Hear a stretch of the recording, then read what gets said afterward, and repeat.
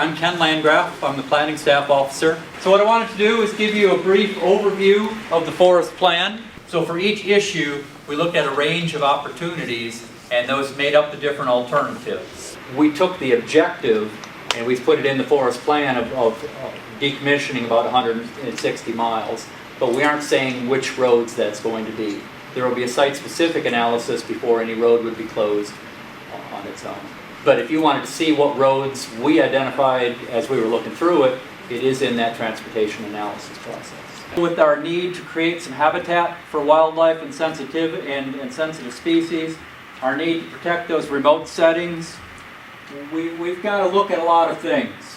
We've got more maintenance needs on our roads than we've got budget for road maintenance. And I expect that will be with us for a while.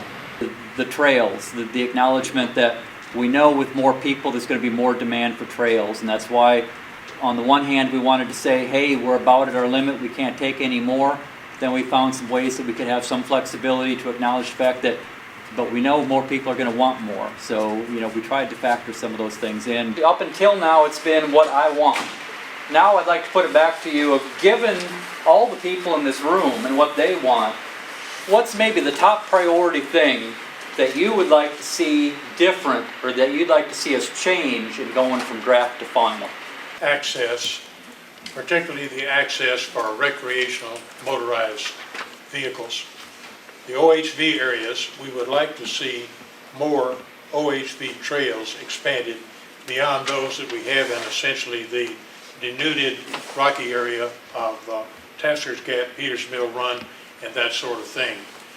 We want to maintain the access that we had to the existing roads that are available for licensed motorcycles, and we would like to see more trails expanded in the areas that are approved for OHV use. We do manufacture, make, and maintain general use trails for all users, multi-user trails. We have made a number of miles of trails in there, and we've just provided a culvert to open up the Tasker's Gap parking lot again for the Forest Service. So we do share the trails, we do work with the other people. We control point for the equestrian units, the 100-mile enduros that the horse people run. Our group handles that. So we work with the other trail users. I want to suggest that the Forest Service take empirical observed data into account and not just models, because the data that's in the appendix or the presuppositions are based upon models. So I would like the Forest Service to use real data in their analysis, not just computer models. I recognize that when we ride these motorcycles, they're loud, right?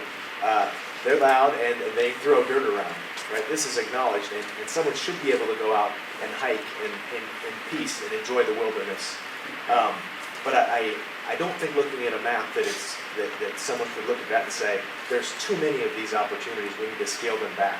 It feels like they're way too scaled back. And I was wondering if there's any kind of initiative or any thoughts towards reaching out and developing relationships with those different, usually non-profit organizations to help benefit development for whatever they're looking for, whether it's primitive recreation development or whatever their main focus is.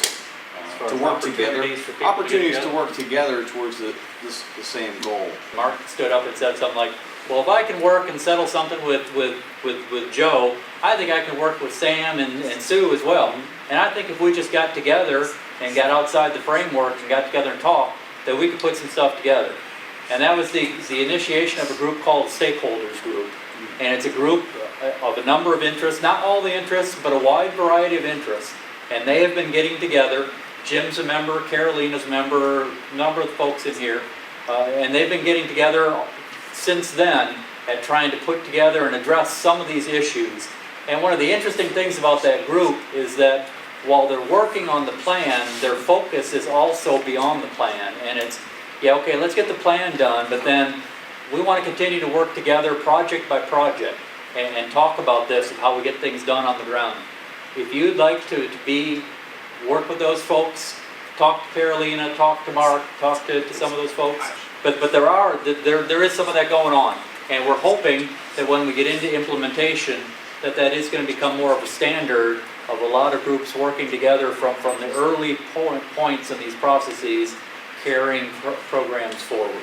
Some of the organizations I've talked to, whether they're mountain bikers or they're 4x4 Jeep guys or hikers, they seem to have very strong memberships with a lot of manpower, so to speak, behind them who can really quote unquote move mountains, and I think that those are resources not to be overlooked.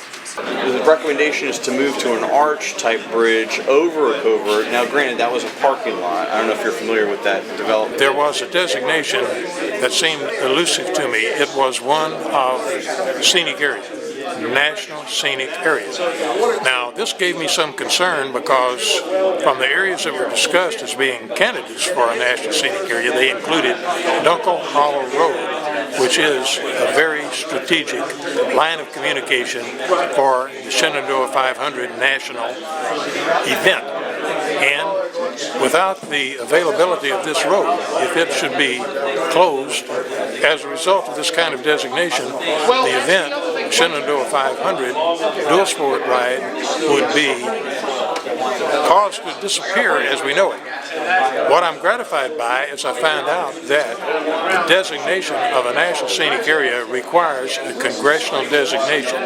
That means that it must be debated and it must be voted upon by Congress. It is not something that can be established by a particular official or a particular group. So I think as long as that we have these types of democratic procedures in place, that we can be assured that we will have the access that we now enjoyed on Dunkel Hollow Road. And I'm very gratified that we had a number of our members who showed up, and also some walk-ons, people that we had picked up from the internet by simply announcing this meeting, and people that may have come out from the AMA alert about this meeting. We were able to assemble a sizable company at a very short notice. We only found out this one day before a holiday weekend for a Monday meeting, and we were able to show up in force.